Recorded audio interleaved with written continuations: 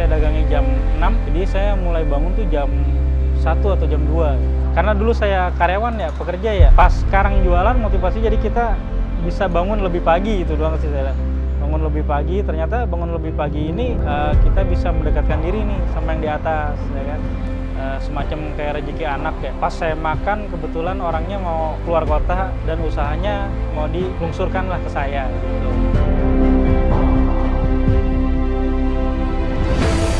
Assalamualaikum warahmatullahi wabarakatuh. Nama saya Rudi Wiseno. Saya berjualan nasi bakar di Villa Nusa Indah, Jati Asih, Bekasi. Awal mula nasi bakar ini berdiri sebenarnya semacam kayak rezeki anak ya. Jadi pas saya makan kebetulan orangnya mau keluar kota dan usahanya mau dilungsurkan lah ke saya gitu. Jadi awalnya tuh ya terjadi ketidaksengajaan sih. Jadi berdiri nasi bakar ini. Dan nasi bakar ini juga sudah ada pelanggannya, sudah ada klien-kliennya lah ibaratnya. Jadi kita tinggal nerusin aja waktu itu. Menu-menunya ada inovasi yang ditambahin.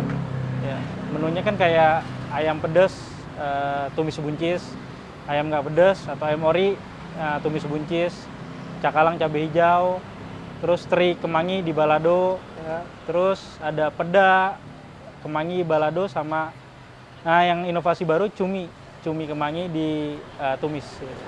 Untuk pembuatannya, untuk dagang ya, karena saya dagangnya jam 6, jadi saya mulai bangun tuh jam 1 atau jam 2.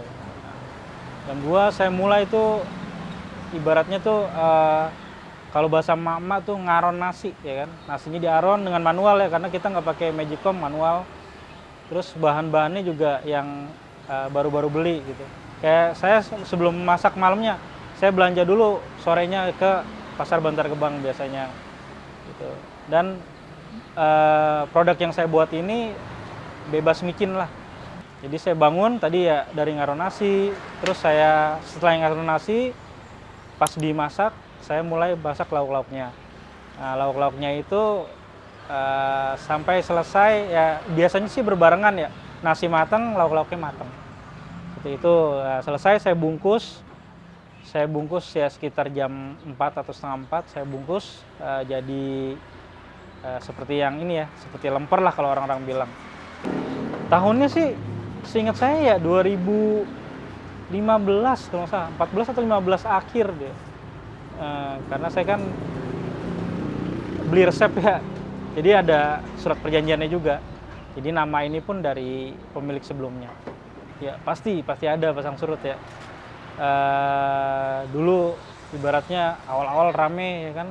Terus pas jalan di pertengahan dari 2014 ke sekarang nih 2024, tengah-tengahnya surut pernah. Makanya saya ganti berbagi inovasi ya. Tapi harga sih dari awal 2014 itu tetap 10.000.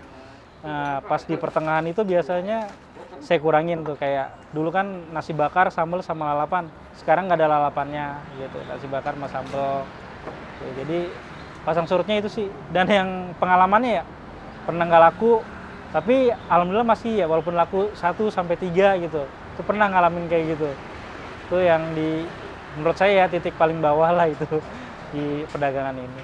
Kalau nggak laku ya karena nasi bakar ini nggak bisa buat besok hari ya, paling saya bagikan ke yang mau gitu, entah tetangga, entah orang-orang di jalan, teman-teman ya, seperti itulah.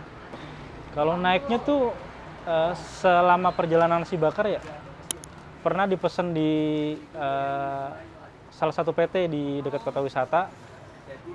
Itu kayak event jadi dia. Itu sih naiknya jadi kayak event-event. Terus ya nggak hanya di PT itu, di sekolah-sekolah kayak Penabur, Al-Azhar itu pernah pesan ke saya gitu. Motivasinya paling karena dulu saya karyawan ya, pekerja ya. Pas sekarang jualan motivasi jadi kita bisa bangun lebih pagi gitu doang sih saya. Bangun lebih pagi, ternyata bangun lebih pagi ini kita bisa mendekatkan diri nih sama yang di atas ya kan.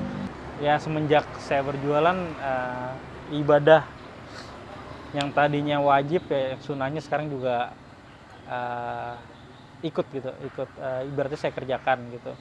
Karena di usaha ini waktunya fleksibel sih. Bukannya ini ya, kerja tuh bagus ya, Tapi usaha ini yang membuat kita lebih fleksibel aja, lebih bisa gitu. Apalagi waktu dengan anak ya, waktu dengan anak tuh bisa banyak banget. Nggak dibilang berhenti total, tapi karena tuntutan juga sih. Karena waktu 2020 itu saya habis kontrak. Nah, habis kontrak, terus disuruh keluar kota, saya nggak mau perpanjang kan. Nah, karena sudah tidak ada ibaratnya pendapatan lagi, ya kita jalanin usaha ini. Dan pas kita jalanin, alhamdulillah usaha ini bisa lah menutupi buat kehidupan, baik kebutuhan sehari-hari, sekolah anak, dan lain-lain. Per hari tergantung hari ya. Kalau di hari Senin sampai Kamis biasanya saya bikin 30. Kalau Jumat sampai Sabtu saya bikin 50 gitu. Jadi terus yang rame biasanya saya di orderan atau pesanan gitu.